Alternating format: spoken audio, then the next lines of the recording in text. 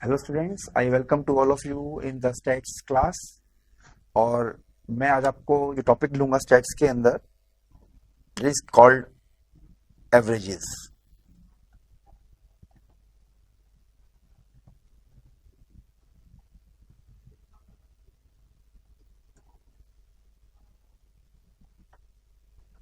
Averages averages एक ऐसा topic है जो आपको 11 से लेकर ग्रेजुएशन और पोस्ट ग्रेजुएशन लेवल तक के कोर्स में सिलेबस में आता है। और आप चाहे सीपीटी एग्जाम की तैयारी प्रिपरेशन कर रहे हैं, चाहे आप सीएस का कोर्स कर रहे हैं, 11-12 के अंदर भी कई टॉपिक्स इसके पढ़ाए जाते हैं और बेसिकली बीकॉम ऑनर्स और पास के भी इस कई सेमेस्टर्स के अंदर ये टॉपिक आएगा। तो आप सबसे रिक्वेस्ट है कि इसको ध्यान से इसके बेसिक्स क्लियर करने की कोशिश कीजिए, ताकि आप कोई भी कोर्स, कोई भी ग्रेजुएशन कोर्स कर रहे हैं जिसमें ये एवरेजेस टॉपिक आता है, वो आपके लिए बहुत ही हेल्पफुल होगा। तो फर्स्ट हमें ये समझना है कि what is the meaning of average. Average का मीनिंग क्या है? What is the meaning of average? मान लीजिए एक क्लास के अंदर 25 स्टूडेंट्स हैं और हमें जैसे पता है कि एक क्लास के अंदर 25 स्टूडेंट्स हैं, तो सबका अपना अपना अलग अलग एक इंटेलिजेंस लेवल होता है। कोई टॉपर होता है, किसी के पासिंग मार्क्स आते हैं, कोई थोड़ा सा पास होने में मतलब जनरली फेल हो जाता है। तो जो स्कूल का जो प्रिंसिपल है वो मुझसे ये पूछता है कि भाई ये पूरी की पूरी क्लास कैसी है, please explain the level of this class. मतलब कितने बच्चे पास हो जाएंगे या एवरेज या परसेंटेज कितने इनके परसेंटेज आती है, वो इस तरह के क्वेश्चन से पूछ सकता है। मान लीजिए मैं उसको ये बताना, क्योंकि रोल नंबर 1 जो राम है उसके मार्क्स 80% आते हैं, वो बहुत ही होशियार बच्चा है, 90% आते हैं।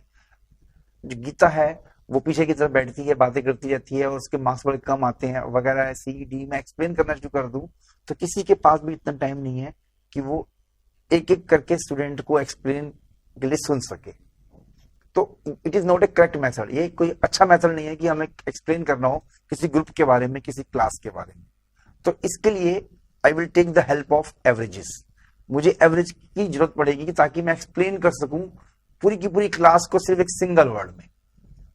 इसका मतलब ये हुआ कि जितने भी स्टूडेंट्स हैं क्लास के अंदर, मैं उन सबका मार्क्स लूंगा और उनका निकालूंगा एवरेज। और प्रिंसिपल को मान लो उनका बाई चांस का एवरेज मैंने निकाला अरिथमेटिक मीन से और उनका एवरेज मान लीजिए आया 80, तो मैं प्रिंसिपल को बता दूंगा कि अप्रोक्सीमेट इसका लेवल 80% है। तो एवरेजेस को how can we define the averages? Averages is in a method to describe the whole group और एनी क्लास और any community by a single number. हम दोबारा समझिएगा, हम किसी भी कम्युनिटी के अंदर, किसी भी फील्ड के अंदर, किसी भी ग्रुप के अंदर एक एक स्टूडेंट को, एक एक इंडिविजुअल को एक्सप्लेन नहीं कर सकते। हमें उस ग्रुप की आइडेंटिटी आइडेंटिफाई करनी है कि क्लास है तो उसका इंटेलिजेंस लेवल कितना है। मान लीजिए फैक्ट्री के अंदर वेजेस मिलते हैं तो उसका एवरेज वेजेस कितना है, मतलब इस फैक्ट्री के अंदर कितने उनकी सैलरी है, वो एवरेज सैलरी क्या मिलती है अप्रोक्सीमेट। तो हम किसकी हेल्प लेंगे? एवरेजेस की हेल्प लेंगे। तो averages is the central, or in other words averages is the central most value of the observations। तो averages की दो डेफिनेशन हो गई है। पहली डेफिनेशन ये है कि averages is in a method to describe the whole group or community by a single number, or in other words we also describe as it is the central most value of the observation। so it means averages की दो definition हो गई है। Representation of group by a single number. और अगर हम इसकी दूसरी डेफिनेशन देखें तो central most value, central most value of observations. तो इस तरीके से एवरेजेस के काफी एग्जांपल्स हैं। आप समझ गए होंगे कि एवरेजेस की हमें कहाँ जरूरत पड़ती है, कि जैसे कि क्लास के अंदर इसका एवरेज क्या है, या किसी फैक्ट्री के हमको ये चेक करना है कि फैक्ट्री के अंदर सैलरी, अप्रोक्सीमेट सैलरी हर वर्कर को कितनी मिलती है, तो it is called average salary of that factory. तो लॉट ऑफ एग्जांपल्स हैं। किसी हॉस्पिटल के अंदर आपको पता है कि पेशेंट्स आते हैं तो वो डिफरेंट डिफरेंट एजेस के होते हैं, मतलब बच्चे से लेकर 60, 70, 80, 90 ईयर्स तक के बच्चे वो पेशेंट्स आते हैं। तो हमको अगर ये पता लगाना है कि इस हॉस्पिटल के अंदर एवरेज एज क्या है एक पेशेंट्स की आने की, 30 या 40 या 50, तो उन सब की हेल्प हम एवरेजेस से ही निकाल सकते हैं। अब हम पढ़ेंगे what are the types of averages.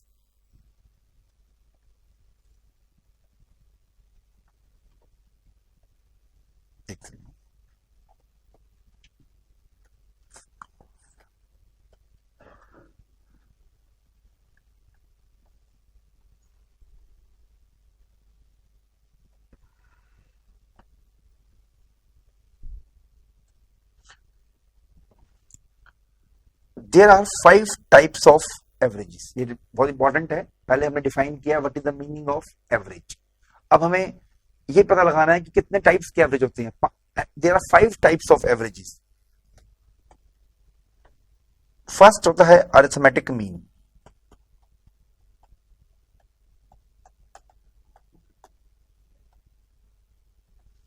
Second is median.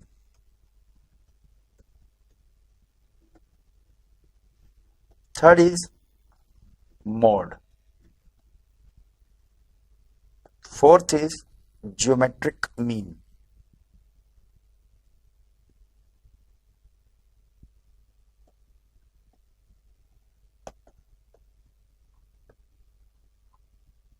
And fifth is harmonic mean.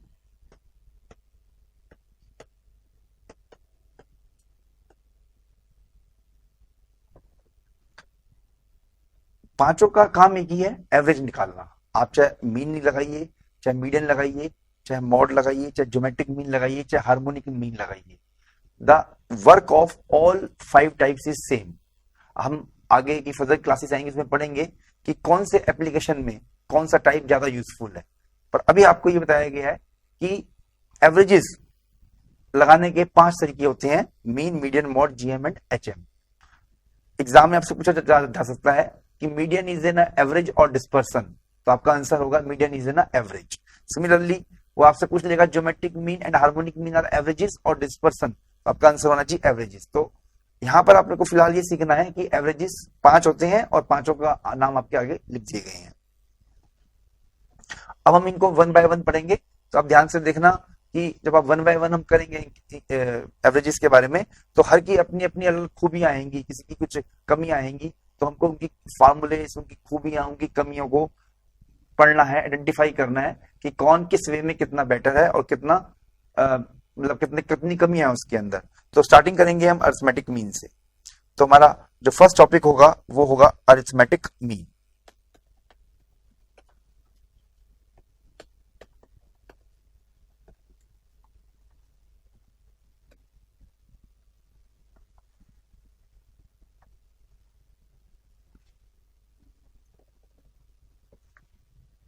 How can you define? First जो हम इसकी डेफिनेशन लिखेंगे, what is the meaning of arithmetic mean, ये आपको समझना है।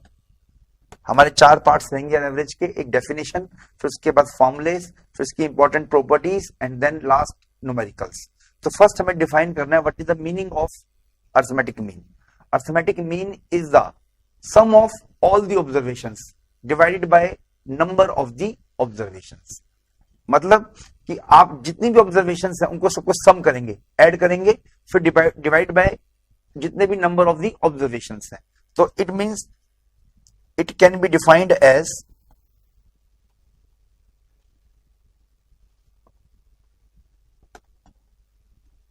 Sum of the observations divided bye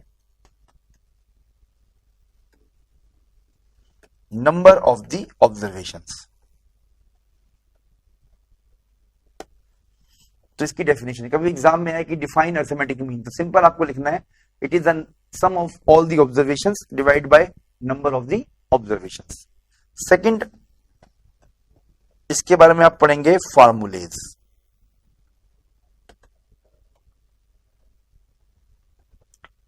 important है।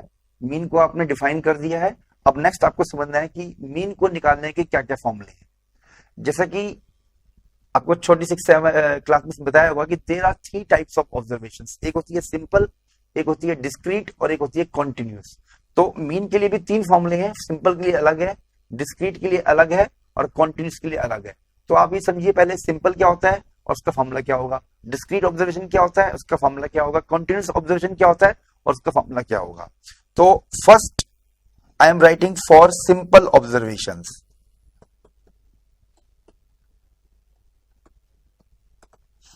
Simple observation जैसे 7 3 2 1, ये ऑब्जर्वेशन सिंपल फॉर्म में दे रखी है, तो it means they are called the simple observations.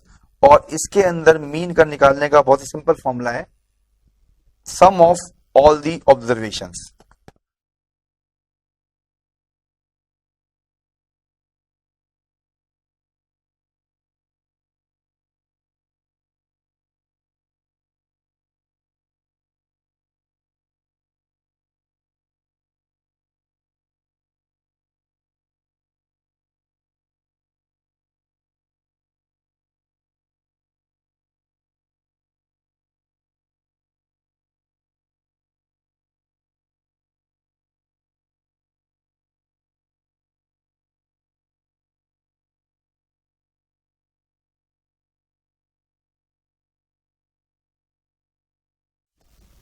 Second formula for discrete observations.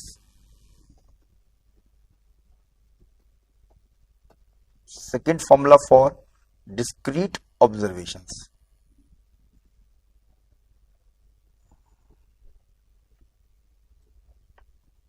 Discrete आप देखें तो इस तरीके से होती है, एक्स आई और ये एफ आई। मतलब कोई भी ऑब्जर्वेशन दी होगी आपको, मान लीजिए मार्क्स है, let's I am giving example only, example है किसी क्लास के अंदर 66 मान लीजिए 3 स्टूडेंट्स के आए, 74 2 स्टूडेंट्स के आए, 90 3 स्टूडेंट्स के आए, 55 4 स्टूडेंट्स के आए। तो this is called a discrete observation. ये सिर्फ एग्जांपल है डिस्क्रीट ऑब्जर्वेशन का। अगर इस तरीके की ऑब्जर्वेशंस आएंगी तो आपको कौन सा फॉर्मूला लगाना है, ये आपको पढ़ना है। मीन एक्स का sigma f i x i, i vary करता है from 1 to n divided by sigma f i, where f i is called frequencies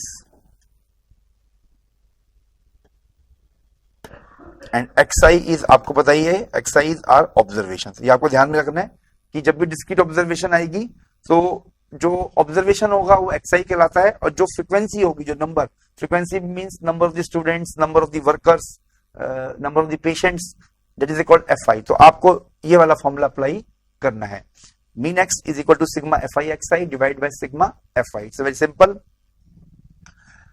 mean, इसी के अंदर मीन का एक फॉर्मूला और होता है, let me move next, that is called step deviation. Continue वही है, डिस्क्रीट के लिए पढ़ रहे हैं हम, स्टेप डेविएशन मेथड, जिसको हम शॉर्टकट मेथड भी कहते हैं।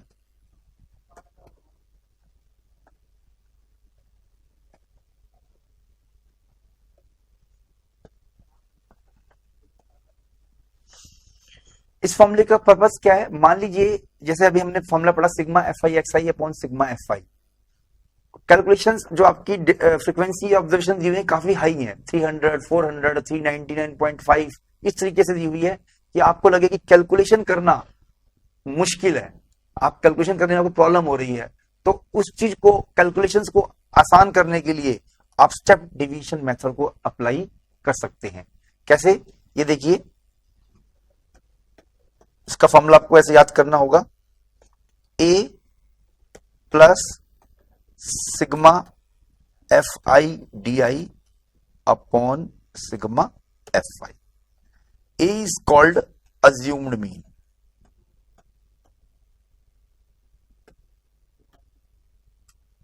And d i f i आपको मालूम है, और डी आई निकालने का फॉर्मूला होता है एक्स आई माइनस ए। मान लीजिए आपको लगे कि मैं कैलकुलेशन बड़ी बहुत ज्यादा कैलकुलेशन है और कैलकुलेशन करने में दिक्कत हो सकती है, तो आप स्टेप डेविएशन मेथड को अप्लाई कर सकते हैं। ए इज अज्यूम्ड मीन, जो भी आपको ऑब्जर्वेशन दी होगी, मान लीजिए 8 9 10 11, तो उसकी जो मिडिल मोस्ट वैल्यू होगी, मान लीजिए 9 है तो 9 की मिडिल मोस्ट वैल्यू है 5th, तो 5th वैल्यू को आप अज्यूम्ड मीन मान लेंगे। मान लीजिए 10th है या 12th है, 12th वैल्यूज दी हुई है तो 6th या 7th आप मान सकते हैं मिडिल मोस्ट। बट अगर ऑड नंबर है 13 15 17, जैसे 17 इज ऑड नंबर तो आपको 9th इज ना मिडिल मोस्ट वैल्यू। बट मान लीजिए 18 है, 18 इज इवन नंबर, तो मिडिल वैल्यू 9th भी ले सकते हैं और 10th भी ले सकते हैं। तो A is assumed mean of from the observations. And d i निकालने के लिए आपको हर ऑब्जर्वेशन को अज्यूम्ड मीन से आप माइनस कर देंगे और उसके बाद ये वाला फॉर्मूला अप्लाई कर देंगे, एंड जिससे आपकी कैलकुलेशंस इजी हो जाएंगी। ये आपकी मर्जी है, आप चाहे तो पहला फॉर्मूला भी अप्लाई कर सकते हैं, दूसरा फॉर्मूला आप जब भी अप्लाई करेंगे जब आपको लगे कि कैलकुलेशंस बहुत लेंथी है या डिफिकल्ट है, तो उसको आसान करने के लिए आप स्टेप डेविएशन मेथड को यूज कर सकते हैं। तो हमने मीन निकालने के दो मेथड पढ़े हैं, दो, एक सिंपल ऑब्जर्वेशन के लिए, सिंपल के लिए एक ही फॉर्मूला है, फिर हमने दूसरा पढ़ा डिस्क्रीट के लिए, डिस्क्रीट के लिए हमने दो फॉर्मूले पढ़े। पहला फॉर्मूला जनरल फॉर्मूला है, पर दूसरा फॉर्मूला हम जब अप्लाई कर सकते हैं जब हमारी कैलकुलेशन हमें अपनी इजी करनी हो। Third, now we move to next method, that is मैंने आपको बताया था कॉन्टिन्यूअस ऑब्जर्वेशंस फॉर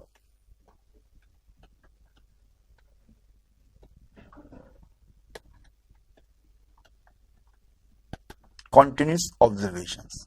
पहले हम यहां समझ लेंगे कि कॉन्टिन्यूअस ऑब्जर्वेशंस क्या होती हैं।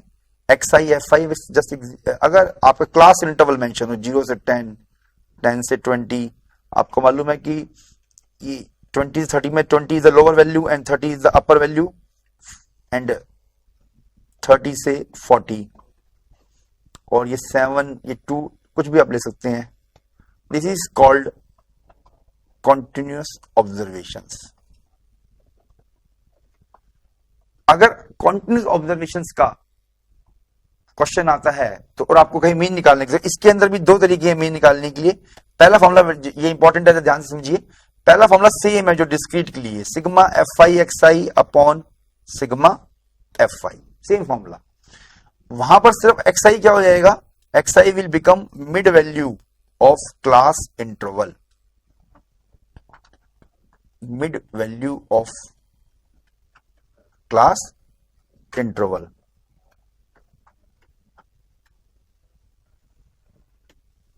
That is important. जैसे कि मैं आपको एग्जांपल 0 से 10, इसकी मिड वैल्यू होगी 5, 10 से 20 इसकी मिड वैल्यू होगी 15, 20 से 30 25, 30 से 40 35। तो XI को हम इसकी मिड वैल्यू लेकर डायरेक्ट वही सेम फॉर्मूला अप्लाई कर सकते हैं। बट इफ सेम वही स्टेप डेविएशन मेथड बिल्कुल वही है, आपकी सेम कंसेप्ट वही सेम है कि आपको लगे कि मेरी कैलकुलेशन ज्यादा है और मुझे थोड़ा लेंथी ये क्वेश्चन हो जाएगा करने के लिए, तो आप स्टेप डिवीजन मेथड को अप्लाई कर सकते हैं। फॉर्मूले में जो ध्यान से देखिए, ए वही सेम रहेगा, यहाँ पे वही सिग्मा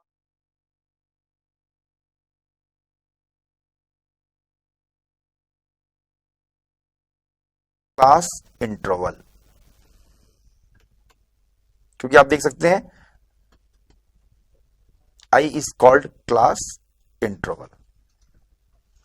आप देख सकते हैं कि इसके अंदर 0 से 10 है तो 10 इज कॉल्ड क्लास इंटरवल, 10 से 20 10 का डिफरेंस है तो I is a class interval. और यहां पर DI निकालने के लिए फॉर्मूला होगा इसमें XI minus A divided by I। तो उसमें आप डिफरेंस देखें स्टेप डिवीजन और इसके अंदर, तो ये डिफरेंस यहां पे ये आ रहा है कि I का सिर्फ ऐड हो रहा है और डिस्क्रीट के अंदर I की जरूरत नहीं थी क्योंकि वहां पर कोई क्लास इंटरवल नहीं था।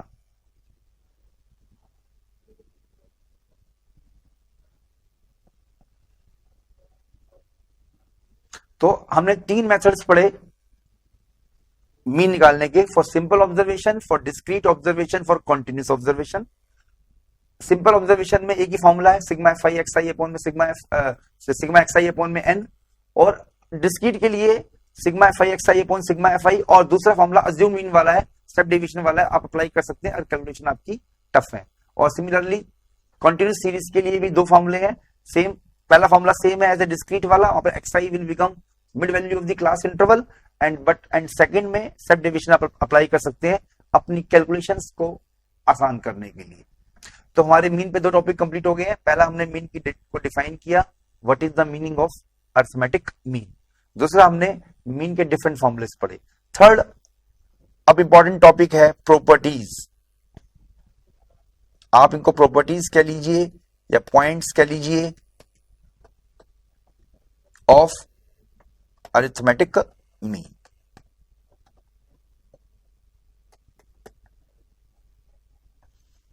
It is important.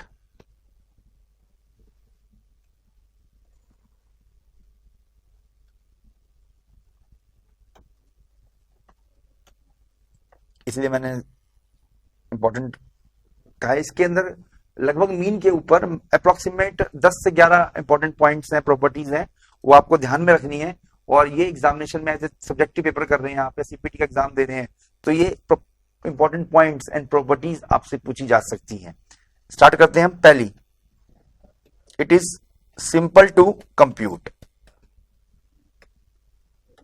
It is simple to compute and easy to understand।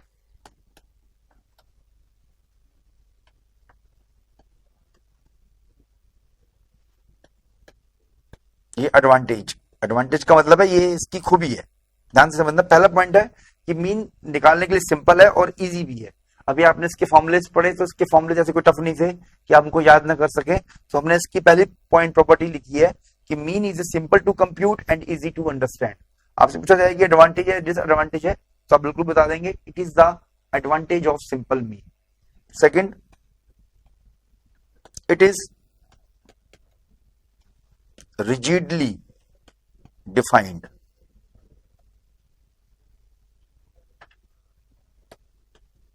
Rigidly defined का मतलब होता है, अगर हम इसको स्टैटिस्टिकल वर्ड है इसका, अगर हम इंग्लिश का वर्ड लें तो that is called reliability. Rigidly defined का मतलब है कि मैंने आपसे कहा कि भाई इस फलाना ग्रुप का या कम्युनिटी का एवरेज निकालो और आपने मीन अप्लाई किया, तो इट मींस जो उसका आंसर आएगा वो फुल्ली रिलायबल होना चाहिए।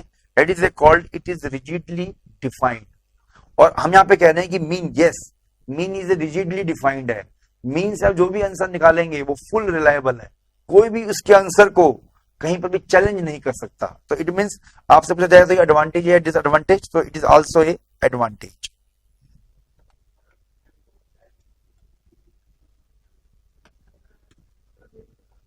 थर्ड है, it is based on all the observations.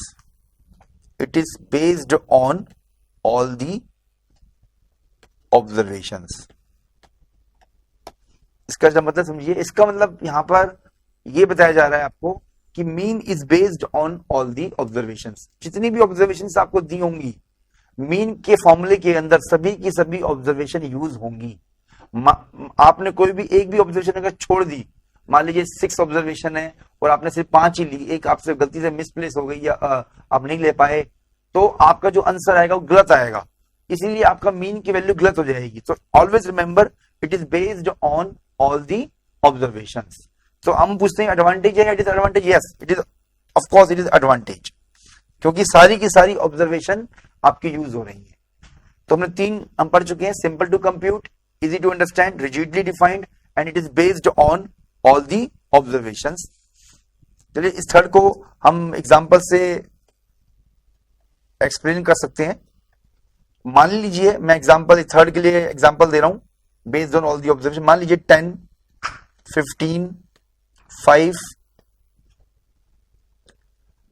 20 and 25।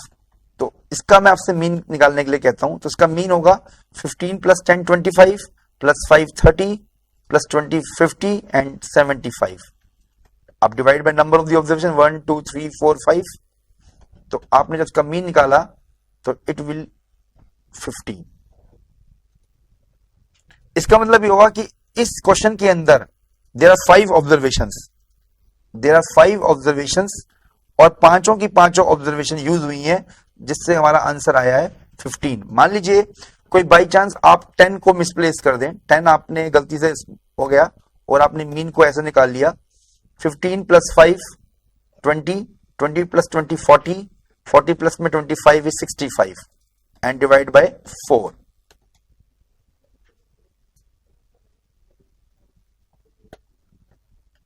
16.25। अब देखिए ध्यान से, आपकी ऑब्जर्वेशन थी 5 पर आपने ली 4, आपको यहां पर मिलेगा 0 marks. Why? Because mean is based on all the observations. और आप जाके टीचर से ये कहें कि सर एक ही ऑब्जर्वेशन गलती से रह गई, मिसप्लेस हो गई, चलो मुझे 1-2 मार्क्स दे दो, 3 मार्क्स दे दो, तो नो, आपको कोई मार्क्स नहीं मिलेगा, बिकॉज आपने मीन की 5 ऑब्जर्वेशन थी इस क्वेश्चन में, पर गलती से आपने एक छोड़ दी, जिसकी वजह से आपका आंसर गलत हो गया। इसलिए always remember mean is based on all the observations. Fourth, अब हम नेक्स्ट पॉइंट पढ़ेंगे। Fourth, mean is affected by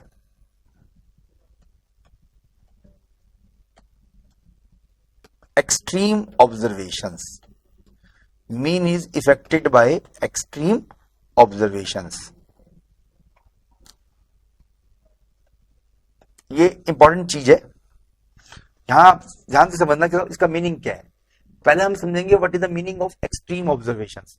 extreme observations का मतलब होता है किसी भी ग्रुप में, कम्युनिटी में, which is the highest and which is the lowest. मतलब ये आप फैक्ट्री में जा रहे हैं तो किसको मैक्सिमम सैलरी मिलती है और किसको मिनिमम सैलरी मिलती है।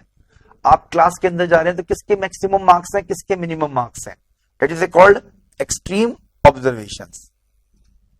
अब यहाँ पे क्वेश्चन आता है what is the meaning of affected. Affected का मतलब ये है, मान लीजिए मैं किसी क्लास के अंदर मीन निकालता हूं और उस क्लास का मीन 80 आता है। Let there are 20 students and mean of the 20 students is 80, it's okay. अब मैं क्या करता हूं, ये कहता हूं कि भाई यहाँ पे एक्सट्रीम ऑब्जर्वेशन कौन है, तो जो हाईएस्ट मार्क्स आया है और जिसके लोवेस्ट मार्क्स आए हैं वो खड़े हो जाएंगे। तो मैं कहूंगा आप बाहर जाइए। इसका मतलब है कि मैंने उस ग्रुप के अंदर हाईएस्ट और लोवेस्ट मार्क्स को हटा दिया। अब मैं पूछता हूं कि क्या मेरा आंसर चेंज होगा, तो मैं दोबारा मीन निकालता हूं जो बचे हुए 18 स्टूडेंट्स हैं। अगर आपका मीन आंसर चेंज हो जाता है, then it is called mean is affected by extreme observations.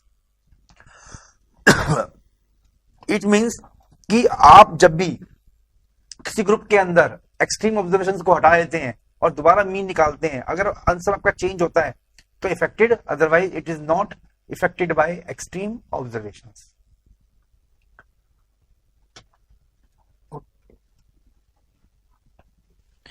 इसमें एक क्वेश्चन और आता है कि ये एडवांटेज है या डिसएडवांटेज है। तो हमेशा ध्यान रखना ये डिसएडवांटेज है, बिकॉज मीन का इफेक्ट आ रहा है, ये नहीं आना चाहिए। अगर मैं किसी क्लास के अंदर हाईएस्ट और लोवेस्ट को हटा देता हूं तो स्टैट्स, एज पर स्टैट्स में ये है कि आपका आंसर बहुत ज्यादा चेंज नहीं होना चाहिए, लेकिन मीन के अंदर क्या चेंज हो जाता है। तो इसलिए mean is affected by extreme observations और ये इसका डिसएडवांटेज है। Next, fifth,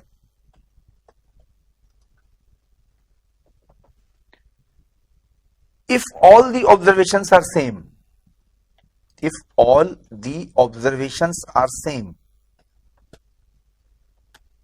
then mean will become same value.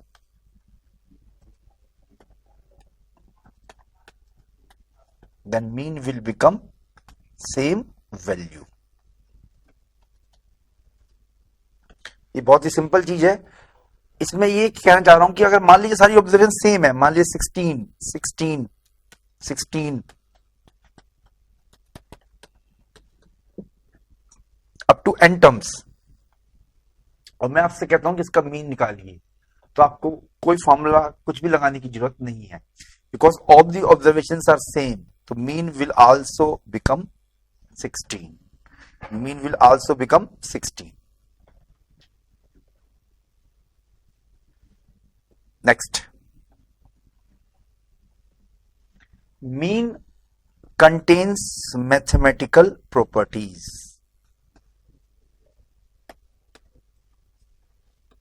Mean contains mathematical properties.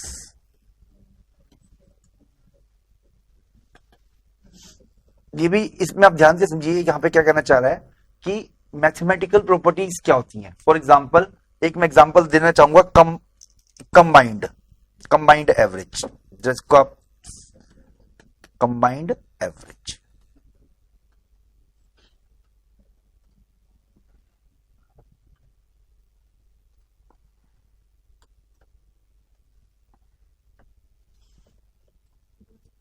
For example किसी स्कूल के अंदर 12th क्लास के 4 सेक्शन है, section A, section B, section C, section D. अब आपसे ये पूछा जाता है कि इस पूरी की पूरी स्कूल के क्लास 12th का एवरेज क्या है। अब आप क्योंकि 12th ए अलग है, 12th बी अलग है, 12th सी अलग है, 12th डी अलग है, तो यह इंपॉर्टेंट चीज ध्यान देने वाली बात है, चारों की आइडेंटिटी अलग अलग है। तो आप डायरेक्ट चारों को कंबाइन करके चारों को मिलाकर मीन नहीं निकाल सकते।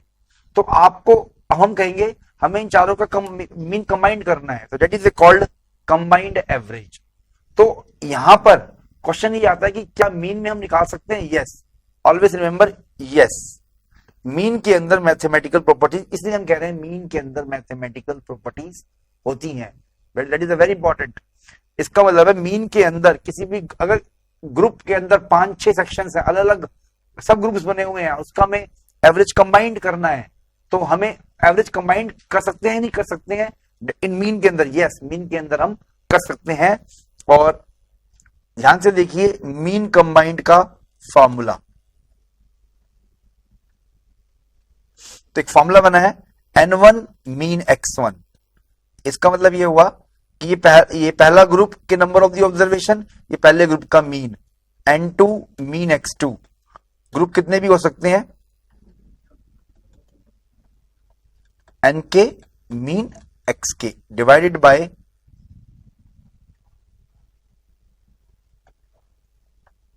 n1 plus n2 up to n k is the number of the groups, k is called number of the groups। यहां आप जरा बात यहां पे ध्यान से देखिए, हमें कहना क्या कहा जा रहा है कि मान लीजिए ग्रुप 2 है, 3 है, 4 है, 5 है, इसके अकॉर्डिंग ये फॉर्मूला आपका बना दिया गया है कि mean combined mean, it is called combined mean.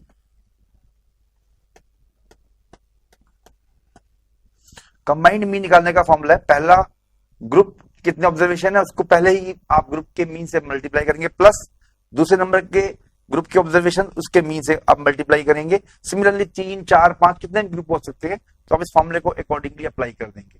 तो ये बड़ी इंपॉर्टेंट प्रॉपर्टी थी मीन की, कि मीन एग्जाम में आपसे पूछा जाएगा mean contains mathematical properties, yes और नो, तो आप कहेंगे यस मीन कंटेन्स। और इसका मतलब है कि कंटेन्स का मतलब है कि यस मीन के अंदर कंबाइंड फॉर्मूला एग्जिस्ट करता है मीन निकालने का, और हम कंबाइंड एवरेज को हम निकाल सकते हैं। आप और मीडियन पढ़ेंगे, मॉड पढ़ेंगे, जीएम एचएम पढ़ेंगे, तो आप उसमें एक नोट करेंगे कि किसी में है किसी में नहीं है, लेकिन मीन के अंदर yes it contains mathematical properties. Next,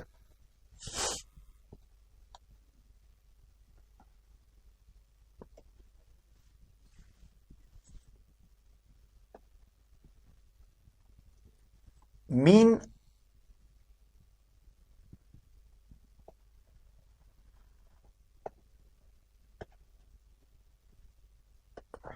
the sum of deviation, इसका मतलब है in mean the sum of deviation of all the observations when taken from mean, when taken from mean is always zero, is always zero। ये बहुत important property है, ध्यान में रखना। In mean मैं ब्रैकेट में डाला है, इसका मतलब है यहां पर sigma x i sum of all the observation. Deviation का मतलब होता है माइनस करना, कहां से, मीन से, तो it should be always equal to zero. ये मैथमेटिकल स्टेटमेंट है, This is called mathematical statement and this is simply a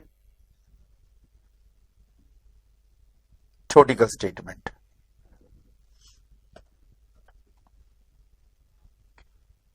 जब भी आप, इसका मतलब है जब भी आप सभी ऑब्जर्वेशंस को मीन से माइनस करेंगे तो आपका सम हमेशा जीरो आएगा. ऑलवेज रिमेंबर, एग्जाम में पूछेगा आपसे the sum of deviation of all the observation when taken from mean, उसने जहां पर वर्ड ये मीन यूज कर दिया तो आपका आंसर हमेशा जीरो होगा. That is very important.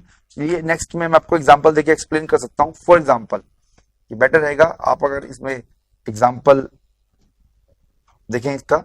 मान लीजिए 30, कुछ भी ले सकते हैं आप, 20, 10, 40 एंड ये 50. 5 ऑब्जर्वेशन है, इसका मीन निकालिए. 150 डिवाइड बाय 5, तो मीन इज 30. अगर आप देखें 30, 20, 10, 40, 50 का हमने मीन निकाला तो मीन इज 30. अब आप क्या कीजिए, अकॉर्डिंग टू जो प्रॉपर्टी थी जो हमने लास्ट पॉइंट पढ़ा, हर ऑब्जर्वेशन को मीन से माइनस कीजिए. लेट 30 माइनस 30, ये 30 इज आवर मीन है. तो अब हम करेंगे 20 माइनस 30, प्लस में 10 माइनस 30, प्लस में 40 माइनस 30 एंड प्लस में 50 माइनस 30.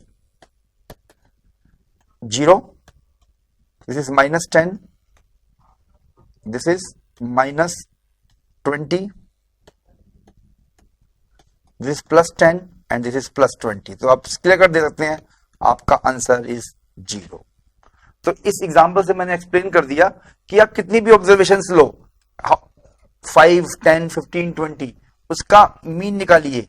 मीन, अब हर ऑब्जर्वेशन को मीन से माइनस कीजिए तो उसका सम हमेशा 0 आएगा. It is only for example.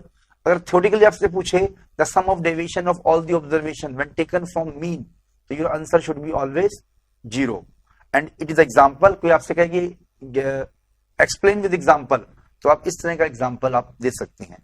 एक और इसी से रिलेटेड प्रॉपर्टी है नेक्स्ट, आप ध्यान से देखें. अगर सेम ही है तो ज्यादा एक्सप्लेन नहीं करेंगे. The sum of deviation, the sum of deviation यहां पे स्क्वायर होगा. The sum of square of deviation, the sum of square of deviation of all the observations when taken from mean, when taken from mean is always minimum.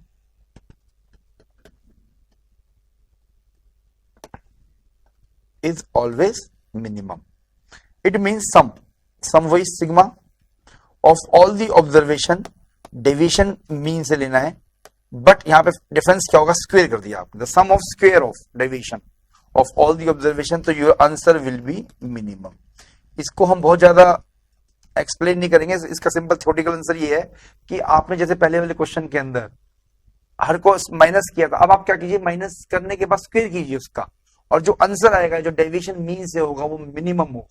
आप और किसी भी number से निकालो other than mean, तो आपका answer जो कि मीन से है वो मिनिमम है, और other than mean it will always greater than mean. जो मीन से आएगा वो कम से कम होगा, और जो मीन से ज्यादा आएगा वो उससे ज्यादा होगा. तो इसलिए हमने लिखा है कि डेविएशन का जब स्क्वायर करते हैं तो वो मीन से क्या होता है, मिनिमम होता है. Next, it is a very important. mean is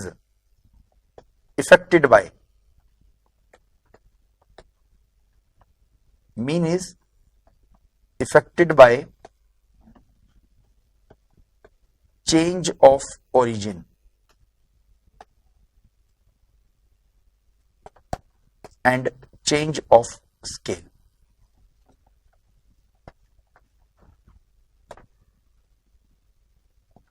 ध्यान से देखिए, यहाँ पे वर्ड है चेंज ऑफ ओरिजिन और एक वर्ड है चेंज ऑफ स्केल. ये आपको समझना है.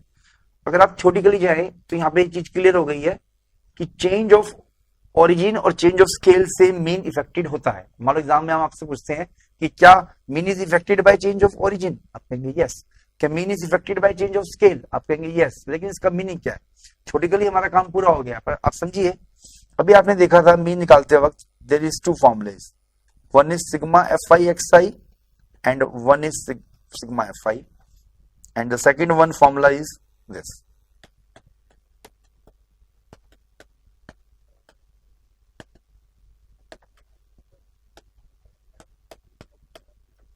तो ध्यान से देखिए, this is our first formula and this is our second formula. इसका मतलब यहां पर यह है कि आपने अपनी कैलकुलेशन को आसान करने के लिए ये वाला फॉर्मूला आप यूज कर रहे हैं, ये वाला फॉर्मूला, क्योंकि ताकि आपकी कैलकुलेशन आसान हो जाए। तो यहां पर जो डी आई था that is called x i minus A. आप जाएंगे प्रीवियस स्लाइड्स में तो हमने ये लिखा था D I is x i minus A upon I. ये हम क्यों कर रहे हैं? अपने कैलकुलेशन को आसान करने के लिए। लेकिन अगर आप देखें तो एक्स आई माइनस ए जब आप अज्यूम्ड मीन से माइनस करते हैं that is called change of origin. इसका मतलब यह हुआ कि आपने अपने क्वेश्चन के ओरिजिन को चेंज कर दिया है। और जब आप क्लास इंटरवल से डिवाइड करते हैं then it is called change of scale. बहुत सिंपल चीज है कि आपने, इसका मतलब अब ऑल ओवर्स का आंसर क्या है कि अगर आपने एक क्वेश्चन इससे किया और एक क्वेश्चन आपने इससे किया तो वहां पे ये कहना चाह रहा है कि जब आप अपने ओरिजिन और स्केल को चेंज कर देते हो तो थोड़ा सा आंसर आपका चेंज हो सकता है, दैट इज कॉल्ड इफेक्टेड। भाई आपने डीआई का फॉर्मूला क्यों लगा दिया था? कि मेरा कैलकुलेशन आसान हो जाए। ओके, यू आर अलाउड, आपने लगाया। और लगाने के बाद पहली बात ये कि डीआई के अंदर x i minus A is called change of origin, divide by I is called change of scale.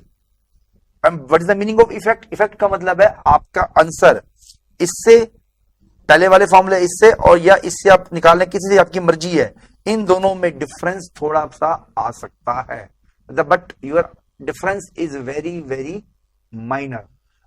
क्योंकि आ सकता है 0.01 का है चाहे 0.02 का है, बट इसलिए हमने कह दिया कि mean is affected by change of origin and change of scale. Next, एक वेरी इंपॉर्टेंट प्रॉपर्टी है मीन की। If x and y are two variables, if x and y are the two variables related linearly,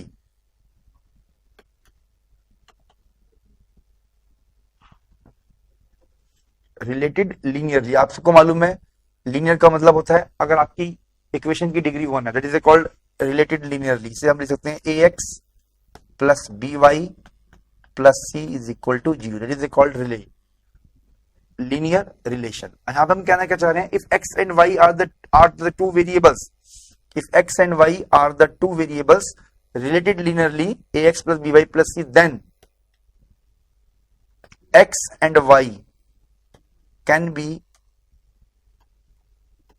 replaced by mean of x and mean of y.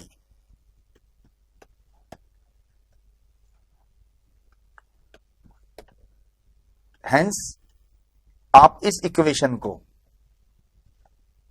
ऐसे भी लिख सकते हैं।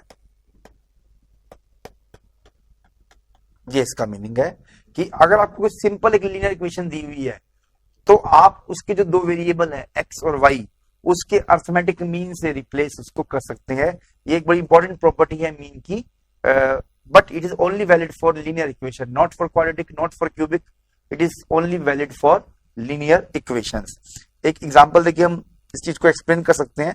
If 2x plus 4y plus 7 is 0, just see this, where x of mean is 5, let then exam में question ऐसे आएगा, then calculate mean y। बहुत simple है। if 2x plus 4y plus 7 is 0, it means the relation is linear। वो आपसे mean की बात कर रहा है, कह रहा है कि x का मीन 5 है तो y का मीन निकालिए। तो सिंपल है, आपने प्रॉपर्टी पढ़ी है, आप इस इक्वेशन को ऐसे लिख सकते हैं यूजिंग प्रॉपर्टी दिस। और यहां पे मीन एक्स की वैल्यू 5 है, तो आप इसको 5 पुट कर सकते हैं, तो 10, 5 इंटू 10 प्लस 17, इधर जाकर ये -17 हो जाएगा, and then y mean is -17 divide by 4, तो आपका अप्रोक्सीमेट -4.25 इज योर आंसर। तो इस प्रॉपर्टी को यूज, ये बहुत इंपॉर्टेंट क्वेश्चन है, आप सीपीटी का एग्जाम दे रहे हैं या बीकॉम ऑनर्स में पास में है, तो काफी बार पूछा गया है डीयू के अंदर और सीपीटी के एग्जाम के अंदर कि एक्स इक्वेशन लीनियर है और एक्स का मीन अगर दिया हुआ है तो वाई का मीन निकालिए, या वाई का मीन दिया हुआ है और एक्स का मीन निकालिए, तो आपसे वो क्वेश्चन आ सकता है और आप इसी तरीके से इसको क्वेश्चन को करेंगे। इट्स वेरी सिंपल क्वेश्चन, पर आप ध्यान से देखिए यहां पर एक क्वेश्चन उठता है कि मीन इज नेगेटिव वैल्यू, क्या मीन नेगेटिव हो सकता है? ये क्वेश्चन आपके दिमाग में आना चाहिए, या भी गया होगा।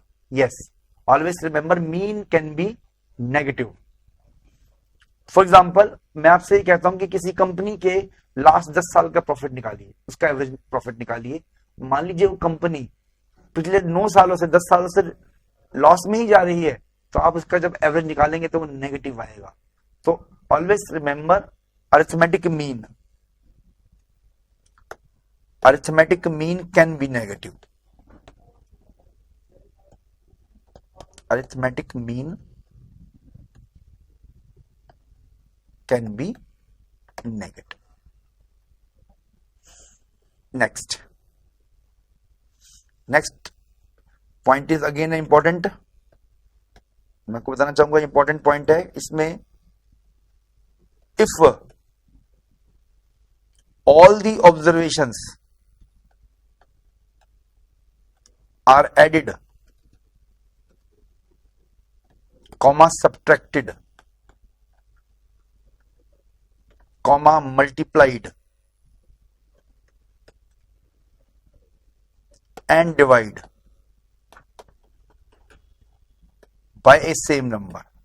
It means कोई भी एक ऑब्जर्वेशन दी हुई है 4, 5, 10, 15, आपने सभी ऑब्जर्वेशन को किसी भी एक नंबर से ऐड, सब्ट्रैक्ट, मल्टीप्लाई या डिवाइड कर दिया by c number, then also mean of that observations, also mean of that observations will added, comma subtracted, comma multiplied and divided by the same number.